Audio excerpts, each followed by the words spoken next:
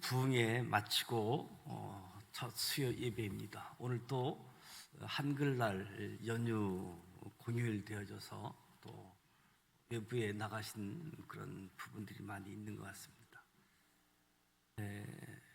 신앙생활은 영적 전쟁이라고 이야기하지요. 영적 전쟁. 영적 전쟁의 본질은 뭔가 생각하면 에덴 동산에 아담에게 하나님께서 말씀하시지요. 선악과를 먹지 마라. 먹으면 죽는다. 하나님 말씀이 들려오지요. 이 말씀을 진리라고 표현하기도 하는데 또 잠시 후에 마귀의 소리가 들려옵니다. 선악과를 먹으라고. 먹어도 안 죽는다. 괜찮다. 선악과를 따먹으면 하나님처럼 된다. 이 마귀의 생각, 마귀의 말, 이것을 우리는 비진리라고 이야기하잖아요. 그러니까 아담이 하나님 말씀과 마귀의 말, 진리와 비진리 가운데 아담이 비진리를 선택을 하잖아요. 마귀의 전략은 늘 거짓말 가지고 우리를 넘어뜨리게 하는 전략. 또 하나가 있다고 하면 가짜를 가지고 진짜가 아닌 가짜를 가지고 거짓말을 동원해서 우리를 넘어뜨리려고 하는 전략이지요. 그래서 우리가 무엇이 진리고 무엇이 비진리인지 분별할 필요가 있는 상황에서 진리를 알아야 되는데 진리를 모르다 보니까 또 진리를 어설프게 알다 보면 이 마귀가 가짜까지도 거짓말해서 진짜처럼 그래서 이 영적 전쟁에서 넘어지게 되어진 부분들인데 지난 집회 때는 진리 비진리를 진리처럼 삼는 것을 성경에서 이야기한 죄라고 이야기했고 그 비진리를 진리로 바꾸는 것을 성경적인 해결하고 말씀을 했는데 그래서 무엇보다도 에덴 동산 저와 여러분의 영적 전쟁이 일어나고 있는 우리 마음 이 마음에 하나님의 진리 하나님의 말씀으로 가득 차야지 되는데 그렇지 않다 보면 마귀의 말 마귀의 생각들이 우리 안에 들어올 수 있고 우리를 장악하게 되어지는 거지요. 그래서 모세는 신명기 말씀을 통해서 첫 번째 설교, 두 번째 설교, 세 번째 설교, 이 설교를 통해서 하나님의 말씀을 이스라엘 백성 공동체에 계속 심어주는 거지요. 오늘 읽은 본문도 모세의 두 번째 설교 부분에 해당하게 되어지는데 약속의 땅 가나안에 들어가서 어떻게 살아가야 할 것인지 구체적인 적용 부분입니다. 이제 농사를 지어 얻은 첫 곡식을 하나님께 드리고 예배 드려야지 된다라고 하는 것을 가르치는데 원래 이스라엘 백성들은 유목민족이잖아요. 유목민족. 한 곳에 정착해서 자기 땅에서 농사 지으며 사는 사람들이 아니었습니다. 늘 푸른 목초지를 찾아 이동하면서 소, 양을 키우고 먹고 살았던 사람들이지요. 이제 약속의 땅 가나안 땅에 들어가게 되어지면 소와 양을 키우는 일을 아예 멈추지는 않겠지만 그 땅에 살았던 가나안 민족들이 살았던 농사를 짓고 농사를 지어 먹고 살아가도록 이스라엘 백성들의 삶의 형태를 변화시켜 나가야지 됐던 거지요. 그래서 그 땅에 정착하자마자 먹고 살아가는 주된 방편이 변화가 되어지는 거지요. 그래서 이렇게 삶의 방식이 바뀌는 상태에서 하나님을 기억하는 것, 하나님을 예배하는 방식도 새로워져야지 되는 거지요. 그래서 오늘 읽은 말씀을 보게 되어지면 가나안 땅에서 첫 소산을 봉헌할 때에 예물만 드리지 말고 신앙 고백과 함께 예물을 드리라라고 이야기해요. 신앙 고백과 함께. 그래서 첫 소산 봉헌할 때 이스라엘이 고백해야지 될 내용은 가나안 땅을 기업으로 허락하신 하나님 은혜에 대한 감사. 두 번째는 소수민족이었던 자신들을 번성케 하신 사실에 대해서 송축하는 것. 그리고 자신들을 애굽의 압제에서 구원하신 하나님의 전능하심을 찬양하는 것. 가나안의 모든 토지와 소산이 모두 하나님의 것이라는 고백.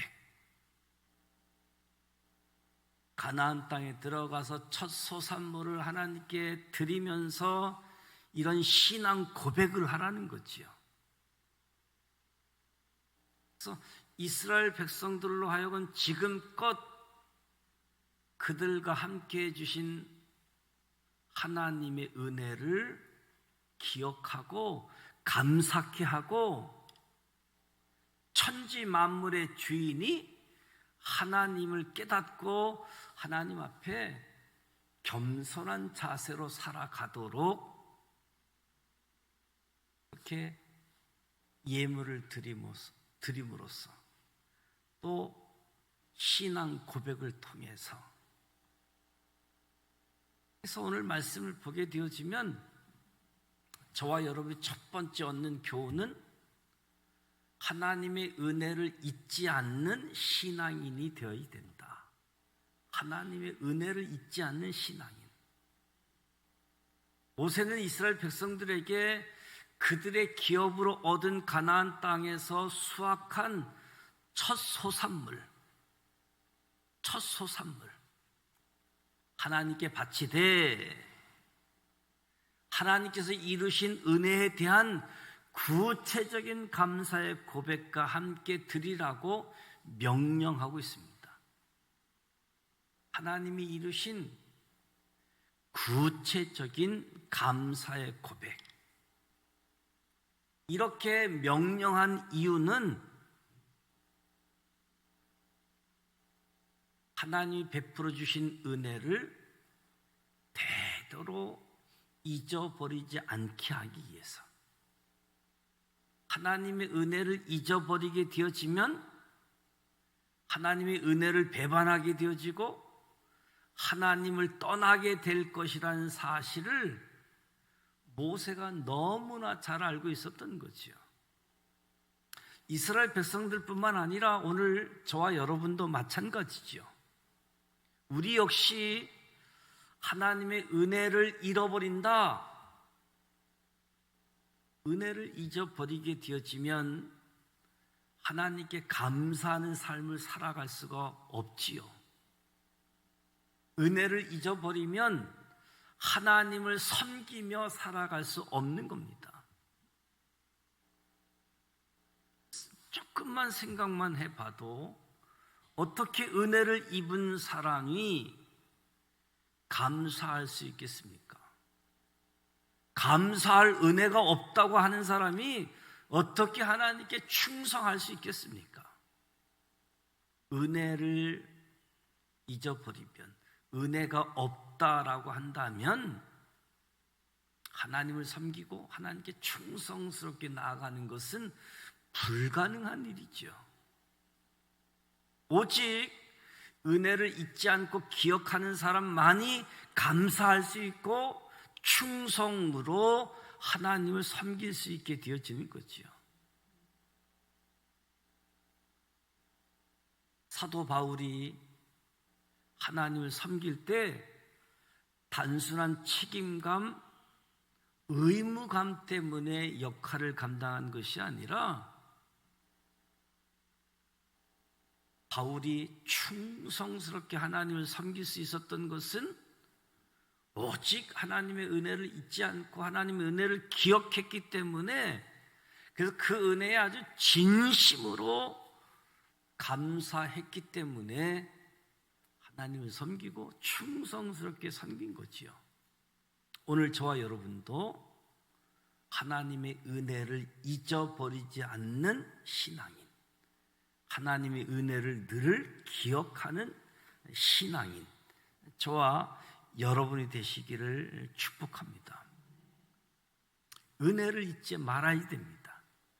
은혜를 기억해야지 됩니다. 그래서 은혜에 감사하게 되어질 때에 하나님을 섬기면서 착하고 충성된 종으로 하나님이 칭찬해 주시는 거지요. 2절 말씀을 보게 되어지면 내 하나님 여호와께서 내게 주신 땅에서 그 토지의 모든 소산의 만물 거둔 후에 그것을 가져다가 강주리에 담아서 하나님의 이름을 두시려고 택하신 곳으로 가지고 가라라고 이야기합니다. 만물이 아니라 디귿자잖아요. 디귿자. 만물, 맞이할 때 가장 처음 것을 이야기하는 거예요. 곡식이나 과일 등을 거둘 때 자기 밭에서 난 것 중에 가장 처음 열린 열매를 가리키는 거지요. 하나님이 왜 이러한 첫 열매를 하나님께 바치라고 했을까? 일반적으로 만물하게 되어지면 이후에 나는 모든 것을 대표하는 의미가 담겨져 있습니다. 하나님께 소산의 만물 첫 열매를 드린다라고 하는 것은 그 밭에서 나는 모든 것이 다 하나님의 소유임을 상징하는 행동인 거지요. 그 밭에서 나는 것이 다 하나님 것뿐만 아니라 그 밭 자체의 소유권마저도 하나님께 있다라고 하는 것을 나타내는 겁니다. 그래서 소산의 만물, 첫 예물, 이것은 만물의 소유권자가 하나님이다라고 이야기하는 거예요. 하나님. 첫 열매를 드리는 것, 하나님을 인식하고 하나님께 드린다라고 이야기하는 거죠. 무엇보다도 하나님의 은혜를 잊지 않고 내가 가지고 있는 것, 하나님께서 허락하지 않은 것은 아무것도 없다. 모든 것이 하나님께로 왔고 모든 것의 주인이 하나님, 하나님의 소유권을 인정하는 것, 이것을 가르치기 위해서 첫 열매를 강주리에 담아서 하나님의 이름이 있는 곳으로 가지고 가라. 쓰고 남은 것이 아니라 모든 것의 처음 것, 가장 귀한 것을 의미하기도 하지요. 저와 여러분이 하나님께 드릴 것은 결코 미루지 말고 최우선적으로 구별해서 드리는 습관을 길러야지 됩니다. 습관. 우리가 진리, 비진리 구별하는 부분, 바로 적용하는 부분도 있지만 어떤 영역은 습관이 되어지도록 계속 훈련이 요구되어지는 모습도 있지요. 하나님께 드릴 것으로 지정된 것은 어떤 어려움 속에서도 먼저 구별해 놓는다. 하나님 우선순위의 신앙을 갖는 것을 이야기해요. 하나님의 우선순위 신앙. 그래서 하나님의 은혜를 잊지 않는 저와 여러분이 되어지고 하나님께 우선순위를 두는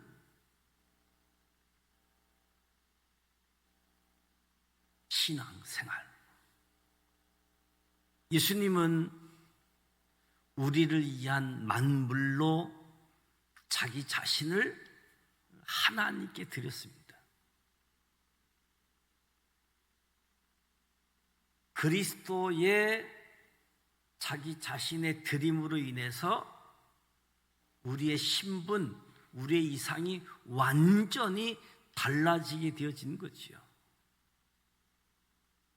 그래서 소산의 만물을 하나님께 드릴 때 그것을 제사장에게 가지고 가서 당신의 하나님 여호와께 고하나이다.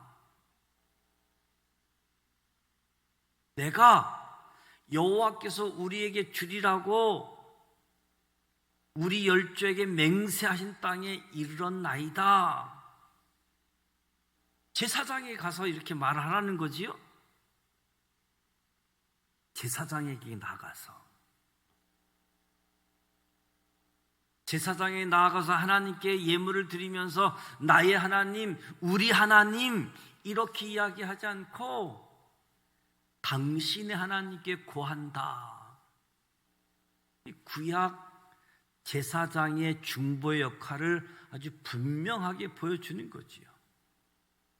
제사장을 통해서 하나님 앞에 나아가는, 오늘 저와 여러분이 직접 하나님 앞에 나아갈 수 있는 것, 직접 나의 하나님, 나의 죄 하나님 앞에 고백할 수 있었던 것은 예수님께서 대제사장이 되셔서 우리의 죄가 사해졌기 때문에 우리의 이상을 바꾸어 놓은 거죠. 신분이 변화된 자. 그래서 저와 여러분은 이 신분에 변화된 그 삶에 합당하게 살아가야지 되는 거지요. 예수 그리스도께서 약속하신 모든 복을 받아 누리는 삶을 살아야지 됩니다. 하나님의 은혜를 기억하는 사람들, 하나님께 우선순위의 신앙을 가진 사람들.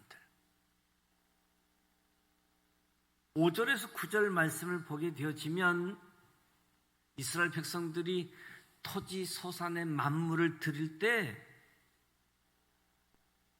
소수 민족에 불과했던 우리들을 번성케 하시고 애굽에서 구원해 내신 하나님의 은혜를 감사하며 고백해야지만 됐습니다.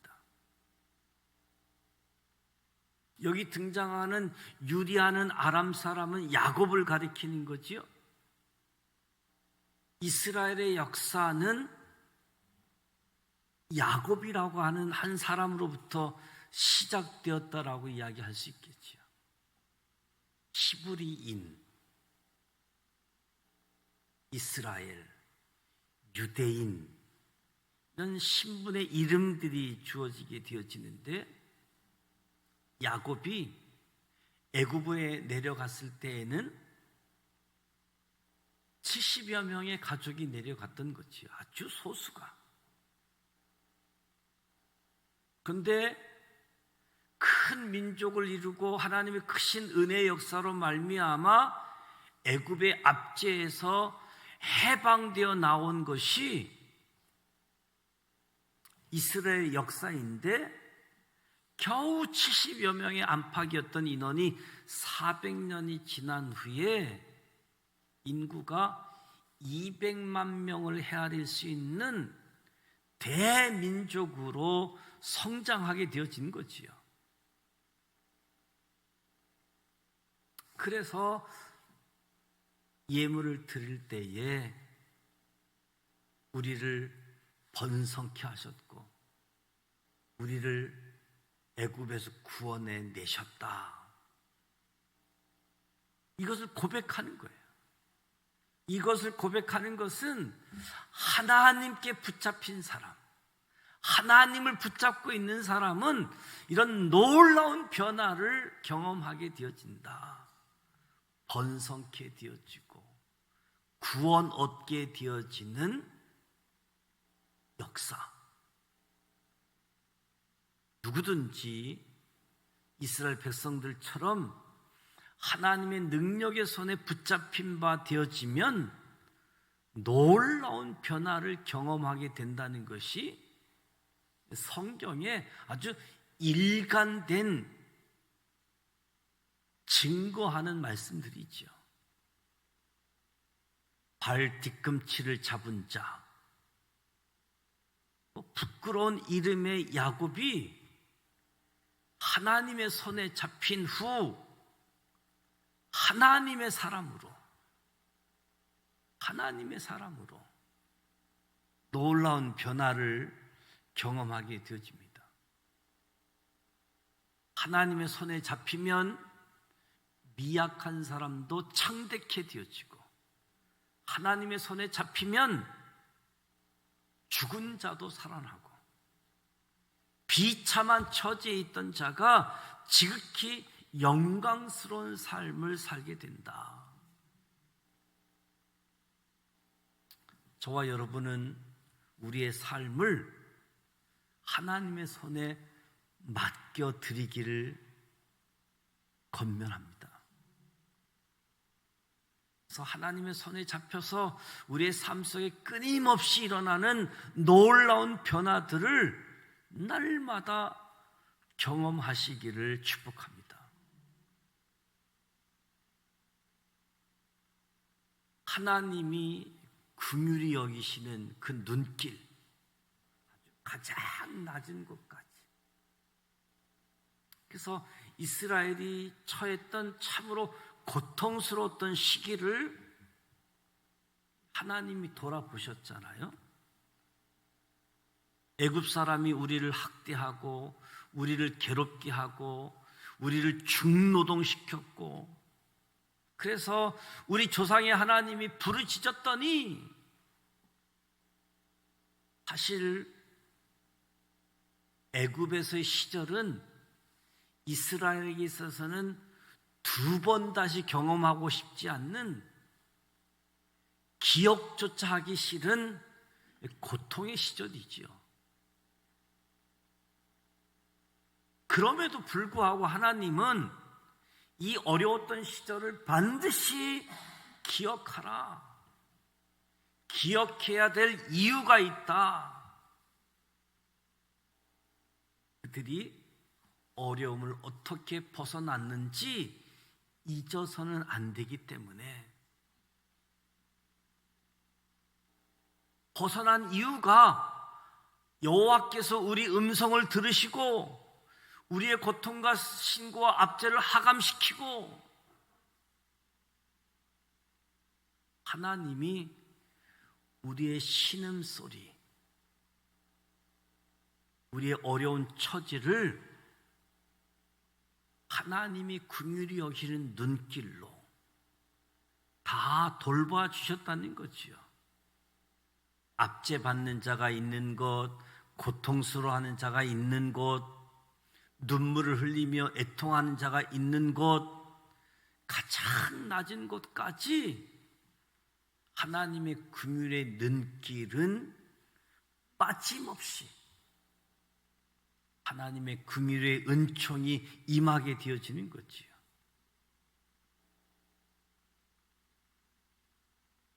우리 자신도 돌아보면서 나의 연약함, 안타까운 일, 어려운 일을 당해서 어쩔 줄 모르는 그런 처지, 그런 때가 있었고 또 그런 때가 찾아올지 모르겠어요.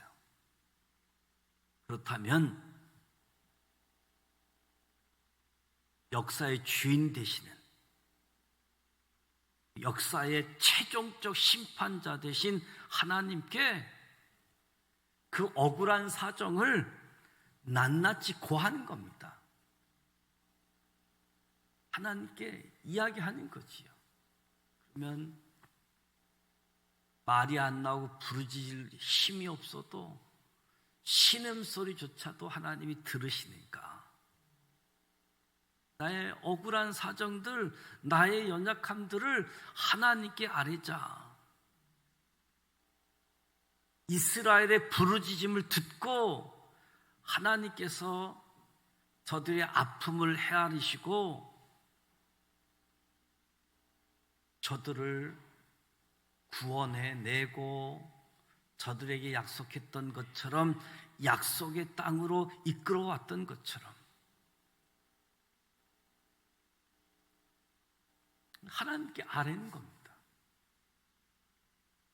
또 입장을 바꿔봐서 내가 이스라엘 백성이 아니라 이스라엘 백성을 압제하는 애굽 사람처럼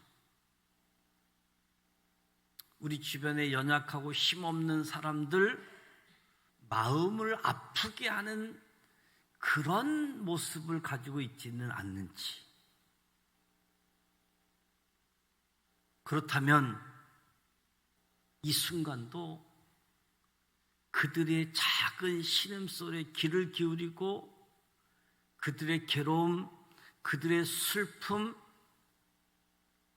긍휼의 손길로 돌보시는 그 하나님이 있음을 기억하고 그들을 괴롭게 했다고 한다면, 그들을 힘들게 했다라고 한다면 회개해야지 되는 거죠. 억울한 일이 있으면 하나님께 아뢰고, 또 거꾸로 압제하고 힘들게 했다라고 한다면 겸손히 하나님께 용서를 구하는 겁니다. 하나님의 긍휼하신 손길이 가장 낮은 곳까지 긍휼히 여기심을 이루고 있다. 그것은 우리가 기억해야 할 너무나 귀한 진리입니다.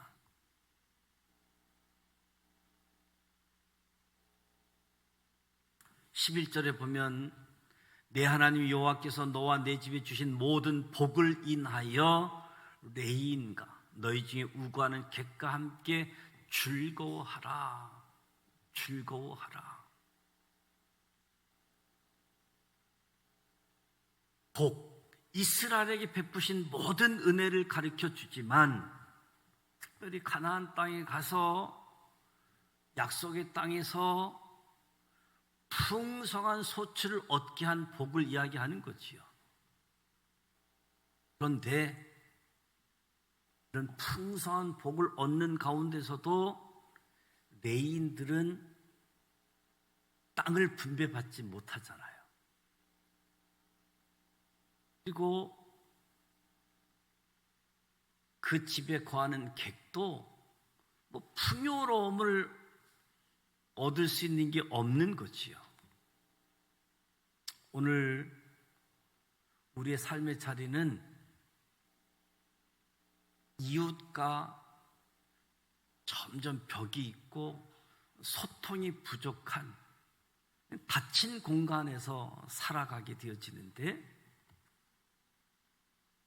무엇보다도 하나님께 주신 복이 나를 통해서 내 이웃에 흘러갈 수 있도록 점점 높아가는 이웃과의 막힌 담을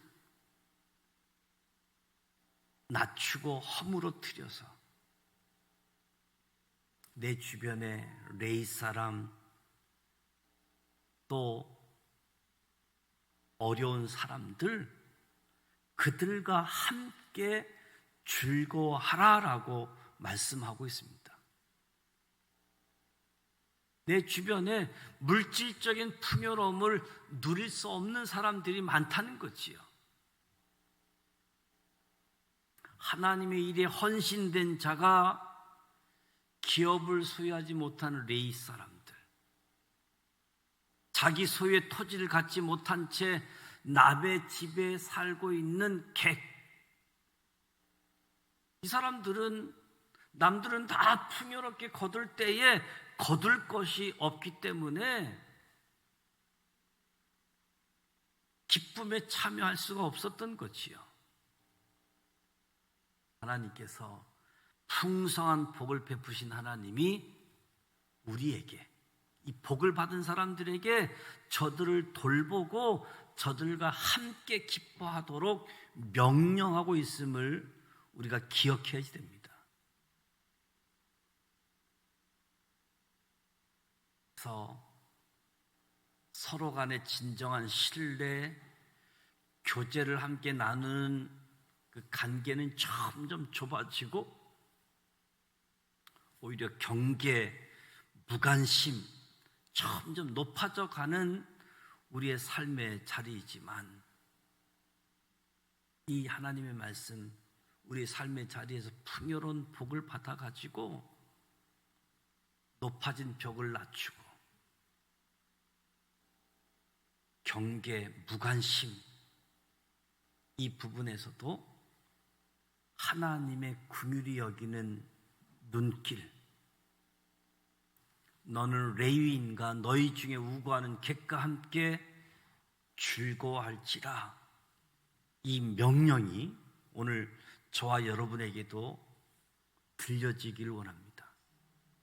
눈을 들어서 내 주위를 한편 살펴보는 거지요. 소외당하고 아픔 당하고 있는 사람들, 고통 가운데 있는 사람들을 돌아보면서 함께 기뻐하자. 그래서 무엇보다도 오늘 우리의 삶의 자리가 은혜 받은 것 기억하고 잊지 않고 하나님께 우선순위를 두고, 하나님께 우선순위를 두고, 우리 속담에 물에 빠진 사람 건져 놓으니 보따리 내놓으라고 하는 그런 말이 있던 것처럼, 은혜 입은 자가 은혜를 오히려 원수로 갚는 배은망덕한 일들을 꼬집는 얘기가, 물에 빠진 사람 건져 놓으니까 보따리 내놓으라고. 무엇보다도 하나님의 크신 은혜를 입고도 하나님께 감사하고 은혜를 갚으려 하기보다는 하나님께 배반하고 하나님을 멸시하기를, 하나님 무시하기를, 오늘 우리의 삶을 돌아보면서 배은망덕한 자가 되지 아니하도록 늘 은혜를 잊지 않고 기억하고,